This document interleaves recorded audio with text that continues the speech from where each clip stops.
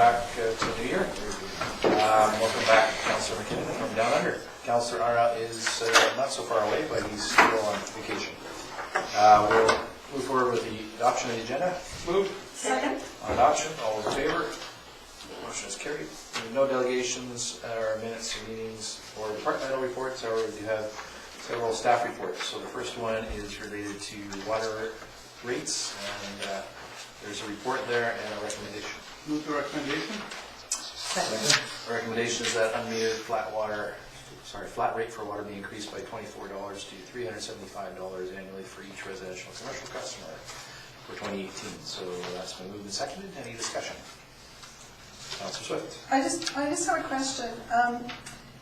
If I'm reading this right, and then this is just for information.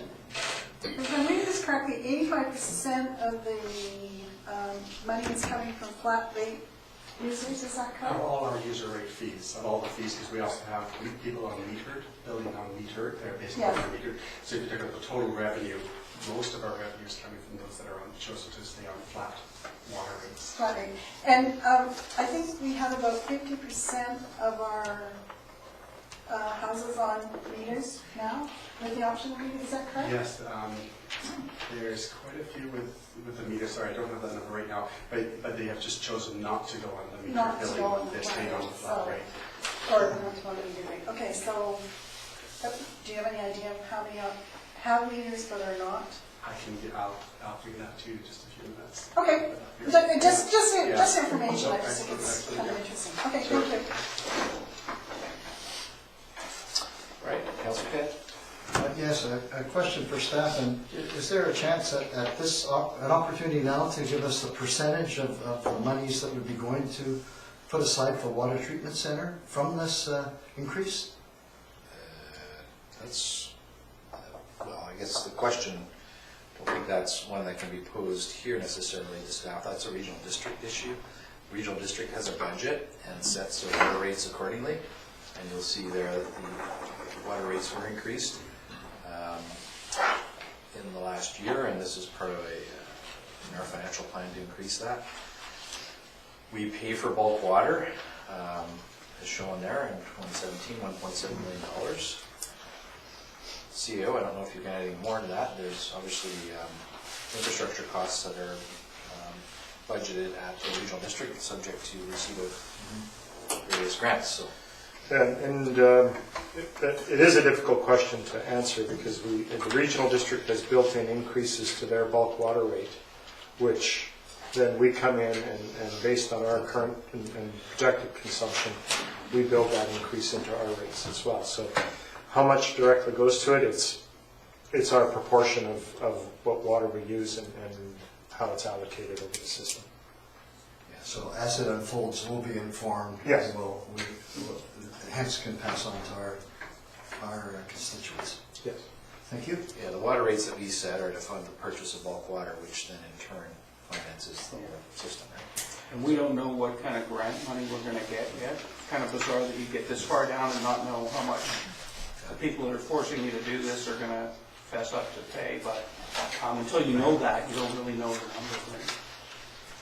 Yeah, so it'd be very difficult to say that this increase, that a percentage of that is going towards one thing or the other, is going towards the purchase of bulk water, which has been increased in terms of cost at a rate of 7.6%, and we're increasing our rates 6.8%. So we're paying our share of what the water rates cost, but as far as, you can't say that so many dollars are going into it. Good and fair that our citizens be notified though that this will be part of it. There'll be increase because of this as well. Of course, it's all part of that regional district financial plan. Any further on the water rates? Yep. Just a question, because I guess I don't have my background straight yet on this. Why is the flat rate increase only for the unmetered versus the whole? Well, Director of Finance. That's the bulk of where we get our revenue in the user fees. The bulk, 85% of it is coming from these flat charges. So it's just an incremental increase that was actually laid out in the last year's 5-year plan. And the plan was just to increase that component. So the $1.12, if you're a metered client, you're being billed based on what you use at $1.12. And seemed to be, that was just held in the 5-year plan. So really this increase, this lift is just coming out of the 5-year plan. These are the incremental changes over the 5-year plan. This is just the second year of the 5-year plan. And it was just to do an incremental increase on the flat rate user charge portion. Okay, thank you. All right, any further questions, comments? Seeing none, all those in favor? The recommendation, motion's carried. The next item is report and recommendation regarding a boundary extension request in Torrance Road area. The recommendations from staff are to proceed with that proposal in the Knoll, Torrance, and Lazo Roads areas, including those properties listed and shown on the map attached at page 8. I'll move that. Second? So moved and seconded, now for discussion. Councilor Price. Yes, and the report speaks to some of the advantages, and we can get the safe trail for cycling, walking along Lazo. That will definitely be a plus, and I was glad to see that protecting that wetland is considered essential.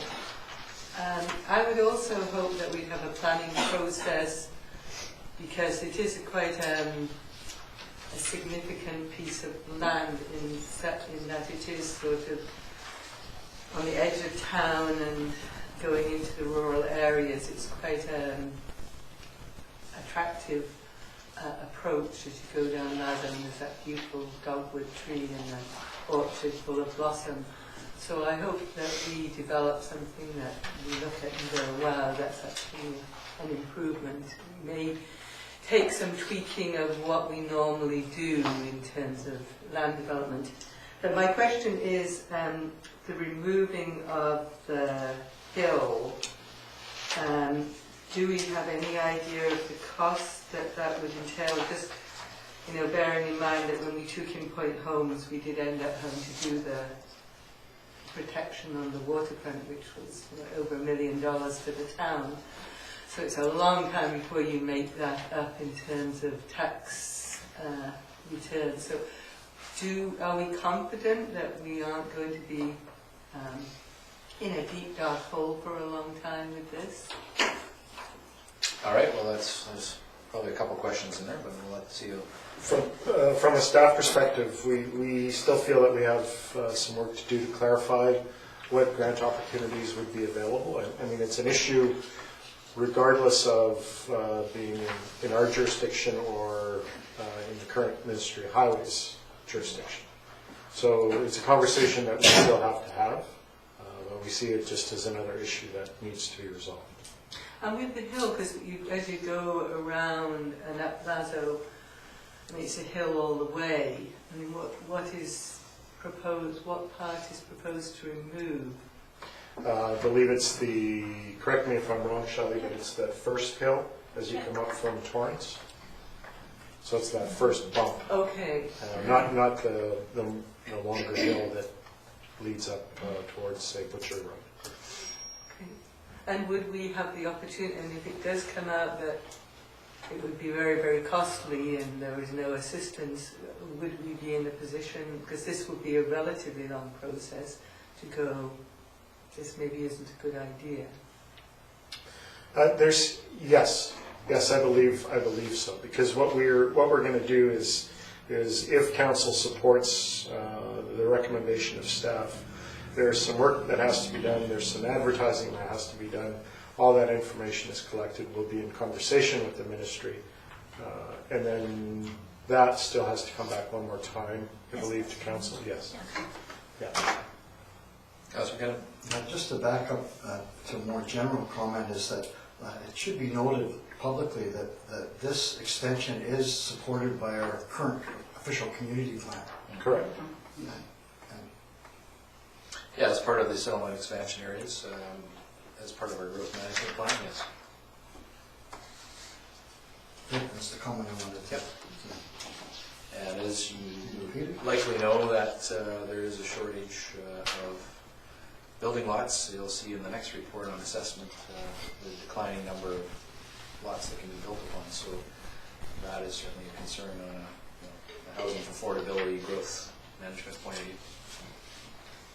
Go ahead. I just have a comment, please, and that is, we've all seen evidence of what kind of problems are created if we don't protect our watershed. And so I was really pleased to see that the stormwater study is going to address that concern. Just an observation, thanks. Okay. Anything further on that? Yeah, go ahead. And on that water issue too, the fact that the remaining land is still all on wells, so that's certainly something that we need to be aware of and not, if wells dry up, then I don't know what the liability is. And would we be asking the developer to prove that the development wouldn't affect the surrounding rural area? Would we be liable for it? I can't see how. If we looked at it from the perspective that there's residential development in say, the area outside of what we're proposing to bring into our boundaries, and there'd be more residential development on the other. So it's not, I think, extensive excavation we're looking at. I think that if people have wells on their own property, they should be on their own property and not in areas that, say, cross boundaries, which, we don't know if that exists right now or not, but I believe it doesn't. Those are all issues that will come up as if this application goes forward. And yes, the developer does have certain responsibilities to deal with any of those issues that come up within reason. I'm not aware of any issues, perhaps you are, as a resident of Butchers Road area, of people's wells drying up because of adjacent construction? I've sort of, some people have said they've seen reduction in their water supply. I've sort of heard that as a comment. But that may or may not be attributable to... May or may not be attributable. I was just thinking if we were going to be doing some excavating on any level, it would just be good to know that we aren't creating a problem. And I would wonder, I don't know how affordable these lots would be. The high-end. That's what size they're going to be. People move, and I guess they free up another lot. But, All part of the picture. Before we get to that? Yeah, we'll see where it goes. So the next steps then, CAO, if this is approved, is what? Can you just tell us where it goes from there? I think Shelley is more capable. Okay. We would forward a preliminary report to the ministry, background information, and just enter into discussions with them on various aspects such as the road, and such as citizen. Right, because of course that road is maintained by highways at the moment, or HEMCOG. Correct. So again, keeping in mind this is a process that we're facilitating that's following criteria in the province's domain under the boundary extension policies. So it's a bit of a process. And these are 2 to 3 years down the road to do one of these.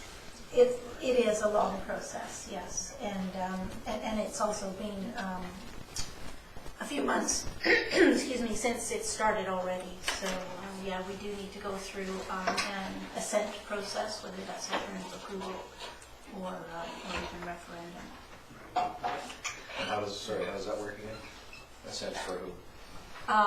To give the current taxpayers the opportunity to say whether or not they want this to go forward. And then we did the one up on Hector Road. Yes. We did the alternate approval. We did alternate approval on Hector Road. We have done, in my time here, alternative approval. However, the Point Homes That was a area referendum. was defeated at the alternative approval, so then we went to referendum on that. And it was approved. Yeah. That's right. Gotcha. Okay, so more to follow on this as we go. Just one last question. With regard to Lazo Road, so at the bottom part, if this went through, we would actually have the land on either side of the road. Yes. Would we be taking the road over, or would we still be leaving it under the management of the ministry? And that's a gift you get from the ministry. We get that road. So we just get that section, or would we get the whole section? Would it? Just the section within our boundaries. Okay. Just this section, sorry, adjacent to the properties in question. So if you look at the bottom of page 8, the green Yeah. are the boundaries in question, or the properties in question, and then that section of Lazar Road immediately to the south. Does that make sense? Dollar Trust would say it keeps on taking. Yes. It would become a part of town infrastructure should that be taken. Similarly to the, I guess the east side of Torrance Road, all the way up, not quite to Casey, but that part, and there's sections of Torrance Road up by Knoll. And we just have half the road to the half of Lazo a little further along, where the other half of down extension. Sorry, what are you saying? Where Butcher's Road comes out, that piece of boundary extension that's already part of the town, does that takes in half the road, does it, or did we leave the whole road with the ministry? The whole road is still with the ministry. Okay, at this so we point. just take that one section. Just that one section, that's right. Okay, anything further? Seeing none, all those in favor? Any opposed? Motion's carried. And the next item on the agenda is the staff report titled 2018 Completed Assessment. For receipt. I'll move receipt. Second? Receipt then, all those in favor? Motion's carried.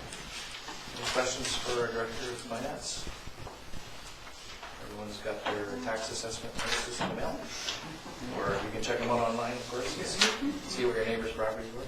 Well, it's been quite a bit of angst out there in the community because everybody thinks that because their assessment went up by close to 20% in a lot of cases, that their taxes are going to necessarily do that. But I understand our intrepid reporter has put a story in next week to debunk that, so that will be our for tomorrow's paper. So that should be good because, as we know, that's not the case. What was amazing to me, they put it right on the assessment notice as well, exactly why, what that does, but some of the other media organizations aren't quite as thorough. There you go. All right, anything else comment-wise from the Director of Finance you'd like to add? No, I think that's And nothing further from council, so we'll just receive that for information purposes. And basically that concludes our agenda. So, unless there's any further, a motion to adjourn would be in order. Move. Second? Those in favor? Meeting adjourned.